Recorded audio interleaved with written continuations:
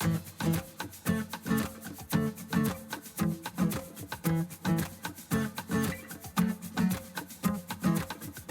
podcast is a quest for well-being, a quest for a meaningful life through the exploration of fundamental truth. Enlightening ideas, insights on physical, mental, and spiritual health. The inspiration is love. The aspiration is to awaken new ways of thinking that can lead us to a new way of being well. Welcome to Body, Mind, and Soul Healing Conversations.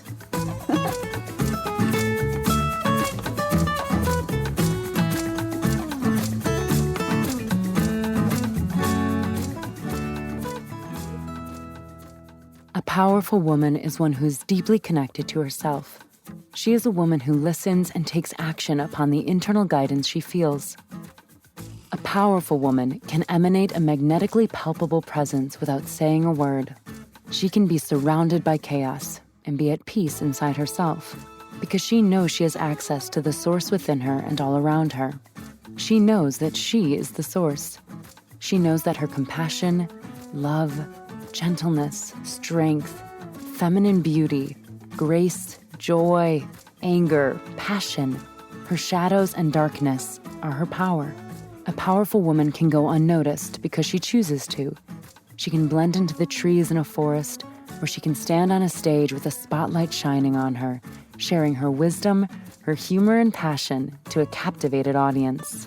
A powerful woman knows she has the power to choose how to be, where to be, or who to be, if she listens. Her internal language is the language of the world speaking from within through her feelings and her body.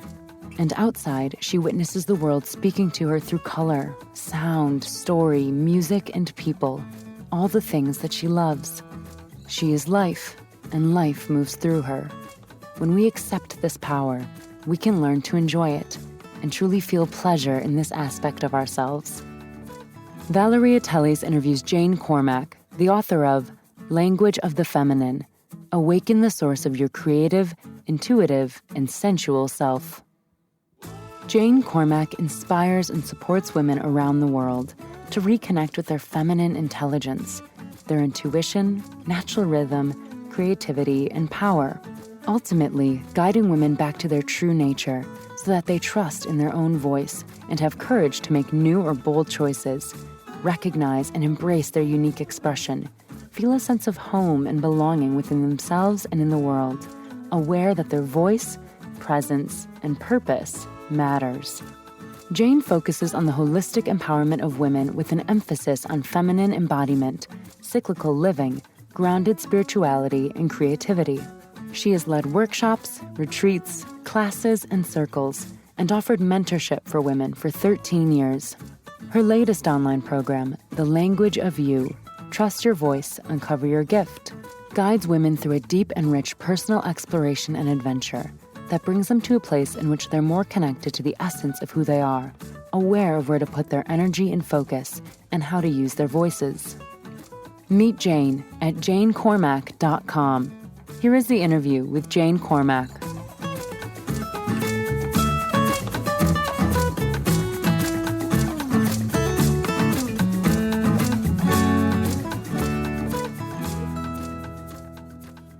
In your own words, who is Jane Mack? Jane is a creative and a creator and a human being in evolution, in constant evolution. Yeah, that's it in a nutshell, I would say. So my second official question is about this idea of being a powerful woman. How would you describe what that is, to be a powerful woman? That's a great question. I think the sort of concept of power that we are shown by society and through the media is potentially, quite loud or pushy or taking up a lot of space. But I think that power can also be a very quiet presence and a connectivity to who you really are, connection to earth, to life, to your own rhythms. It's also about self-knowing and awareness that you have a power to make choices and change those choices as you move through life.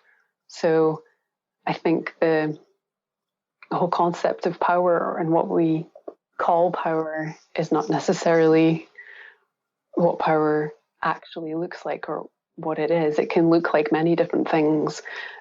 And I think the main thing is that a powerful woman knows she has that presence and that power and how to work with it and utilize it when she needs to. What is like to live, to experience this life from that space of knowing who you are? And who are we really, Jane? I know you answered that question quite for yourself, but in general, can you define that for all of us? Oh, it's a big question. Yeah, who are we really? I think it depends on your belief systems and what you believe, and everyone has different beliefs or holds different beliefs. From my perspective, we are divine humans, so we're in a human body having an energetic and spiritual experience as well as a human experience. And my belief is that we're all aspects and all connected and part of the whole, something much bigger and larger and incomprehensible actually to our human minds. We're having an experience together, and we're all expressions of what I would call source energy, and we're living those expressions out in the different ways that we do. And who we are is we're all similar and we're all connected, but we all have our individual flavor, so to speak, or what I call our language.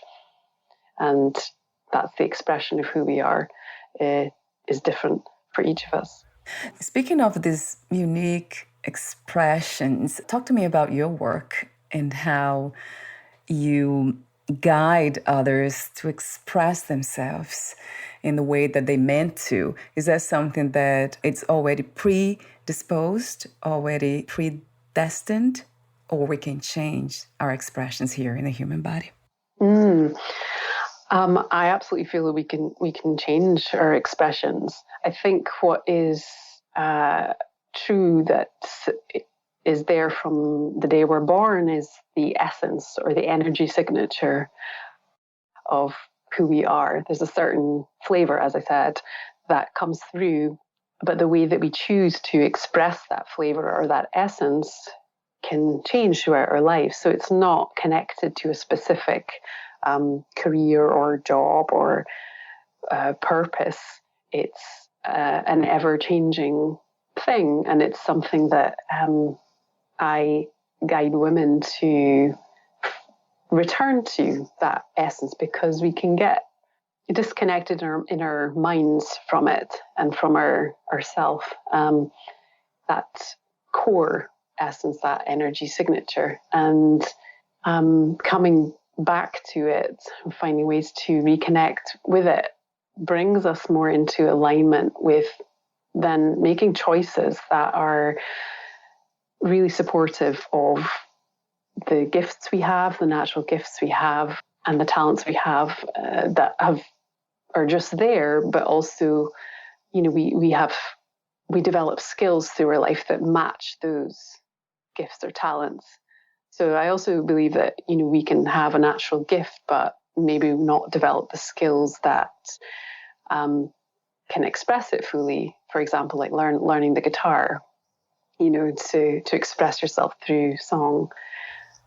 If I understand it, because I tend to refer to nature every time I think about human beings, myself, of course, study myself and being aware of what this is.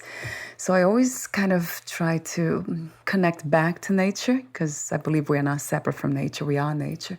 So when you say that we can change the expression, of that self, of that unique beingness. So I'm wondering if, like nature, we have apple trees. They can never, ever grow oranges, per se. That's something that is there in their nature, to give apples, to grow apples and not oranges. So is that kind of what you're saying, that we can change the flavor in a sense of, it has nothing to do with career or anything like that, but I wonder how much choice do we really have when we are coming from that seed, let's say the apple tree, and my seed is the apple seed. I can never grow oranges. So I wonder what the idea of choice, how are we choosing to be somehow different? Mm-hmm. Well, I think that when I said about being born with sort of flavor or essence and energy signature, I believe that stays with us through our whole life.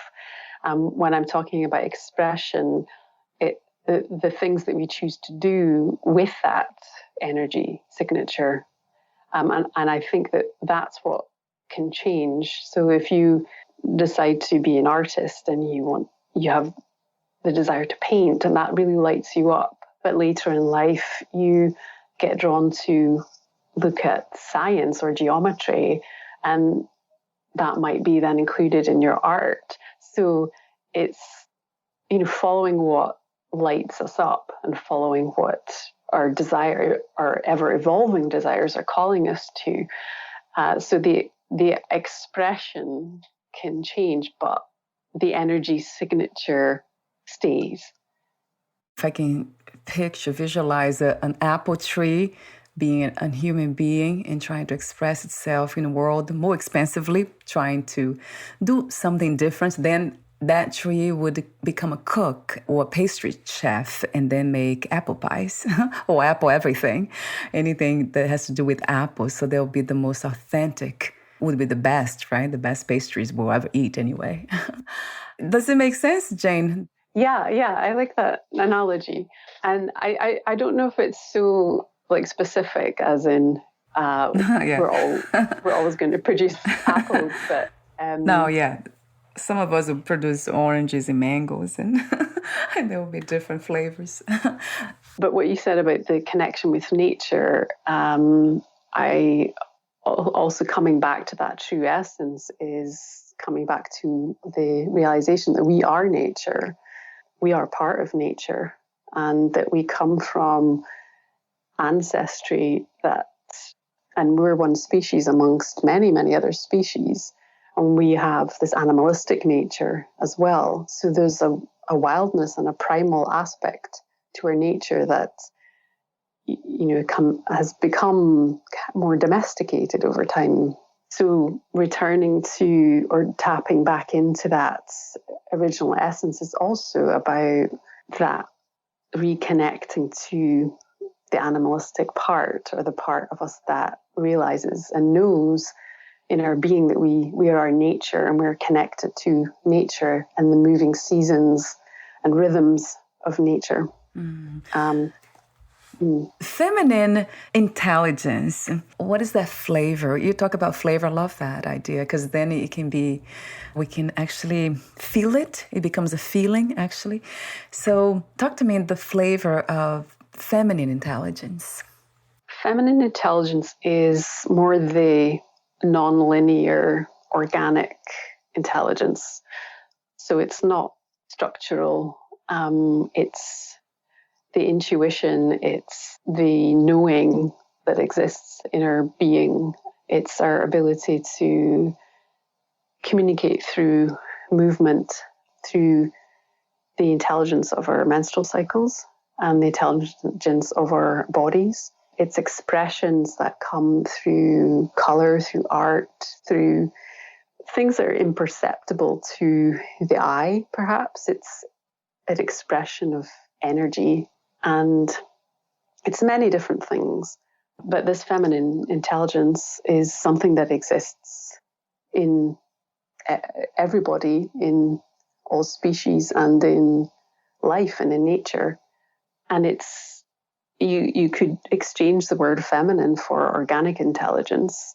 So we don't necessarily have to use that word, but I think using that word feminine and masculine helps us to understand and define something that's ultimately undefinable, really. But it's all the aspects of us that are kind of non-structural and organic. So when it comes to intuition, does it help us to return to that essence we spoke earlier, natural essence of us? How do we know? That has been, for me, not a challenge because I have been now much better at it. But I still kind of, sometimes I just find myself in that playful mode of not knowing really what to choose and what to do next. And then I rely on my intuition, and the intuition is extremely playful too. And then just brings me back to the unknown every time, the trust aspect. So talk to me for a moment about that. I love that you use the word playful, because it can be a very playful experience or interaction between life and us. This way that intuition shows up, or the way that I'll call intuition a language as well, because the way it lands in each individual person is different. It can be, similar, but intuition for some people is a very visceral, physical experience within the body. For other people, it's an image, or picking up on sound, or something that lands in your mind's eye, or a word. Or there are multiple ways that intuition works for different people, and that's part of their language and part of what I feel helps them understand what their essence and what their language is, the very way that their intuition shows up for them. But I also love what you said about, that place of being in the unknown, because we don't always know. And, how is it to be in that place of not knowing, with the trust that at some point you will know, or there will be a knowing, or a movement towards, a step towards any direction creates that knowing, rather than staying in sometimes a stagnant place. It depends. Sometimes that place of not knowing can be very expansive, and you're just in this sort of void place for now. And, often it's our minds that desire to get things going and have things move faster, and why is things, not clear, and why is it not happening? But can you be in that place of not knowing and sink into it and allow the knowing to land when it does? So that's one aspect of it. And also just the other piece was that, if you're in that space for too long, then taking a step in any direction can help for that clarity and knowing to land. So I'm wondering, who am I trusting, or what am I trusting? Would you say that it's our own energies? In my case, it seems like that's what it is. That's a great question. Yeah, who or what are you trusting?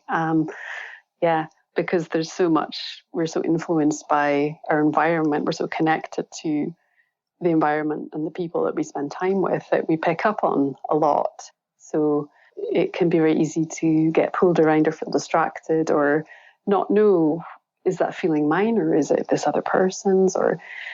And so I feel like that's why coming back to your nature and your essence and the central core of you helps to actually differentiate between what is the feeling in you that's guiding you in a certain direction, and what is coming from the outside or someone else's voice.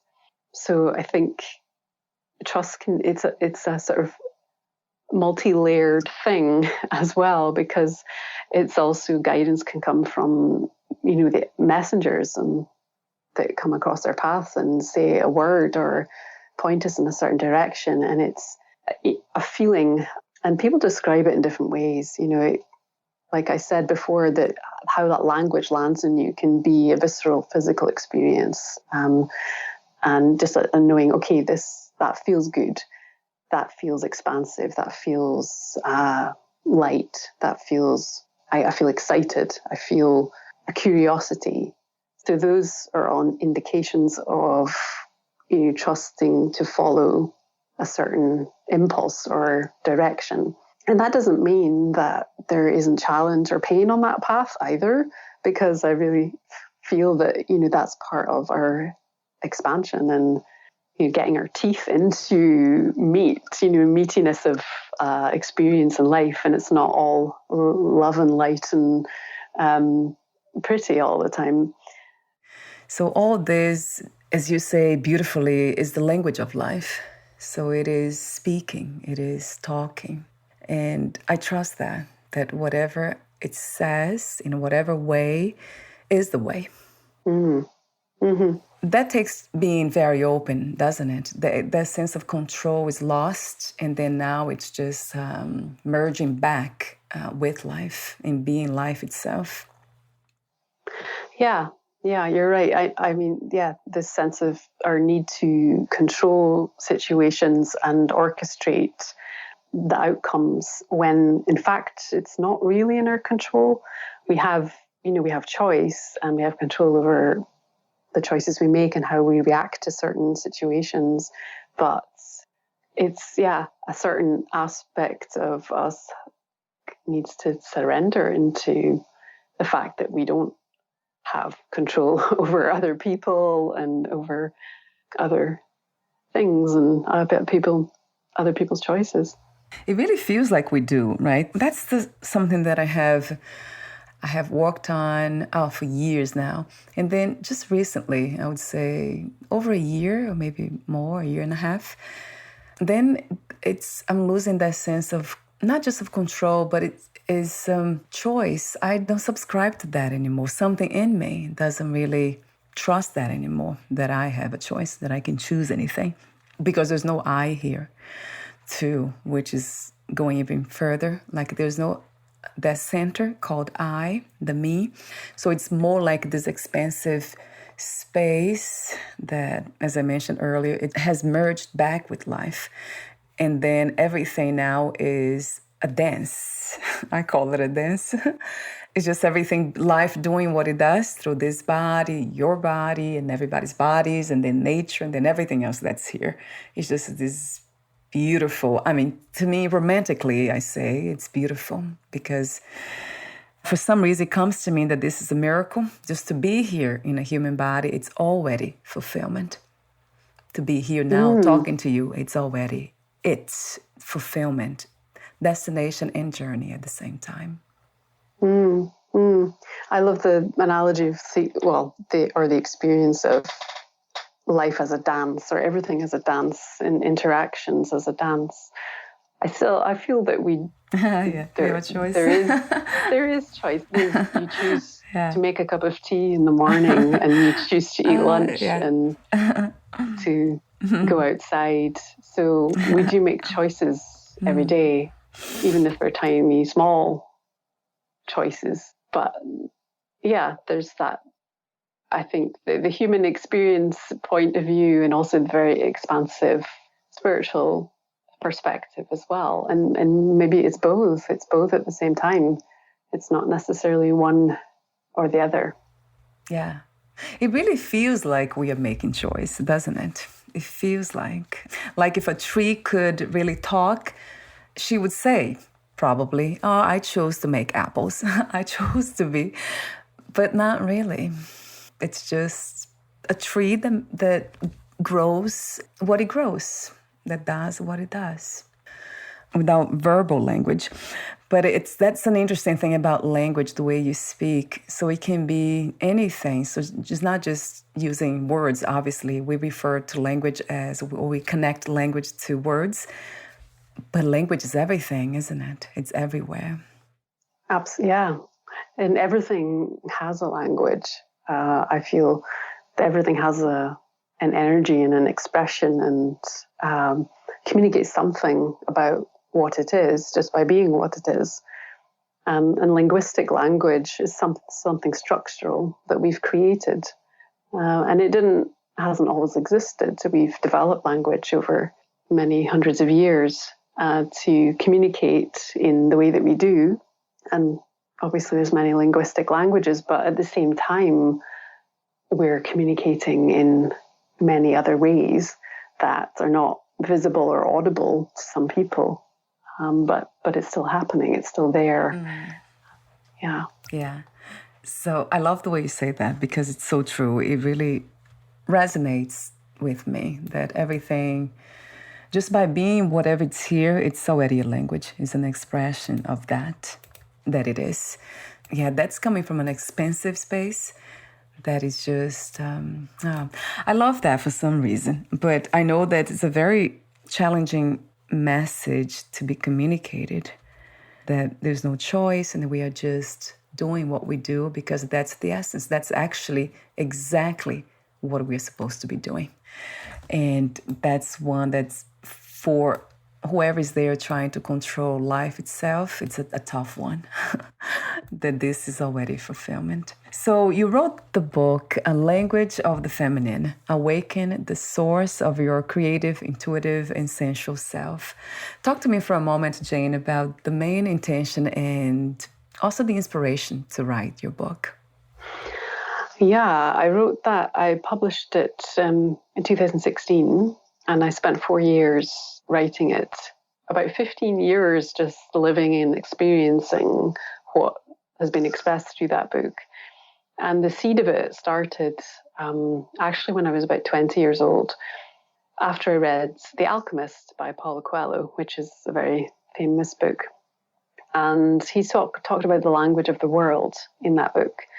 And it landed in me and stayed there. And after, a few years, I forgot about that book, but that concept stayed with me. And I went traveling around the world and lived in a lot of different places and started to notice this language in the way that life was communicating with me and me with life, and how those messages and communications would show up in different ways. And I just became more aware of it over time and started writing pieces about it. And at some point, it felt like the right moment to write a book. I always wanted to write, and I love writing, and that's a form of expression that comes very naturally to me and a path that really lights me up. So the book started as exploring this concept of the language of the world and our connection to life. And it developed over the course of 4 years. At the same time, I was teaching workshops to women, working with creativity, with meditation. Then I got deeper into feminine intelligence, feminine presence. I started exploring menstrual awareness. And all of that began to weave together into what has become the book. And I didn't come up with a title. It took me a long time to find that title and to bring it all together in a way that really landed and that I could own. Awaken the source of your creative, intuitive, and sensual self felt like something I had really experienced and could really own. And the language of the feminine felt like a beautiful way to express and bring together all these different pieces of what has ended up in the book. It's beautiful, though. I love the messages. And what a beautiful title. It's very inspiring. For some reason, that's interesting because I try not to take sides, feminine, to be dualistic. So I really love the idea of navigating this reality from a place of wholeness, like everything is included and it's just life expressing itself in unique ways without creating separation. But for some reason, being in the female body, it always comes up over and over. Yeah, the beauty, the gifts of what is to be a woman. To dwell in that feminine energy, it's really beautiful from my perspective. You see that too. Yes, and I've had a lot of feedback from men who've read the book as well and really gotten a lot from it as well. So it is for men too, because that, as we said, before, that feminine intelligence exists within everybody, within men and women. It's not a gender. It's an energy and an essence. Right. Thank you for saying that. And you also have created the program that it's connected to the book, the ideas in the book, The Language of You. Trust your voice, uncover your gift. How does it work, and how can the listeners access your program? Yeah. So that emerged and evolved from pieces of the book, and it felt like, it's what I've written in the book is quite a vast topic, really. It's quite expansive. It covers a lot of different areas. And so there needed to be a first step. And the first step really is to understand who you are and connect with the language of who you are. And so this became the first piece of working in this way with women. It will expand, into other pieces in the future. But I've already, the course is running right now, actually, but it's an 8-week online program in which we explore together this language of who you are. So reconnecting with the essence and the energy signature practices to reconnect with your inner home and your most natural self, and to work with your intuition as well, and to find what your evolving desires are leading you towards.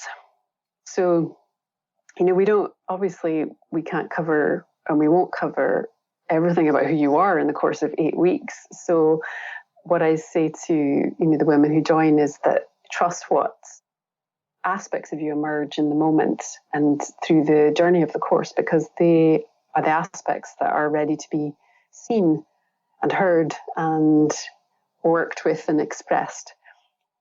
So it's about present moment, what's going on for you right now, and what aspects of you are coming up for asking for your attention right now. Yeah, that's it. It's an 8-week online program, and people can sign up to my mailing list to find out when it's going to be live again, because we are in the second week of it right now. Wonderful. So you cover lots of amazing topics. The modules, so just going over them. Module 1, menstrual magic, and then 2, body, 3, ancestor gold, 4, giving and receiving, 5, purpose, 6, creativity embodied, and then you have 7, home and sanctuary. And then you also have a last one, which is not labeled as a module, but it says integrate, celebrate. I read the description of your work, and it says your work focuses on holistic empowerment of women with an emphasis on feminine embodiment, cyclical living, grounded spirituality, and creativity. I love that description, of course. Everything has to do with the work of healing. It really comes to me, which liberates us to be more joyful, more spontaneous, more playful, really. Yeah, I love working with creativity. That's really a part of my own essence, is through the arts, because everything can be creative, but I love working through the arts with music, paint, color, movement, photography, all of these pieces. So that's something I love to include in my any work that I do, to have a tangible form of expressing what is there in the moment. And yeah, every module is very rich, and we go deep, but we also have fun, because it's a pleasurable kind of unfolding this self-discovery, and discovering your language can be a joyful experience, even when those shadows or pain or challenges come up. It's how we work with them that is important. What is another word for feminine? Organic. Yeah. And what are 3 things about life you wish everyone to experience before they lose the body? Ooh. Love, joy, human experience. Thank you so much again for your organic wisdom, the work you do. This is beautiful and sincere desire to help others and everything else in between. Thank you. Thanks for having me. Before we say goodbye, where can we find more information about you, your work, your books, products, services, programs, and future projects? Yep, you can go to my website, which is janecormack.com. And also I'm on Instagram at jane.cormack. But you can access that through my website as well. And that's where I'll show up with my programs. My book is there as well. And if you join my community, my mailing list, then you can stay updated with articles and new programs and new books when I eventually write another one. Yes. Thank you. I'll have your website address on your podcast profile too. Thank you so much again, Jane, and we'll talk soon. Thank you. Bye for now.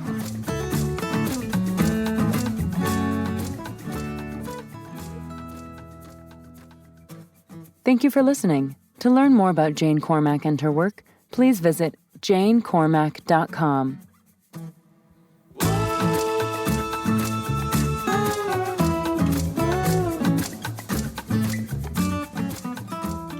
To learn more about this podcast, please visit fitforjoy.org/podcast. Thank you again for listening, and bye for now.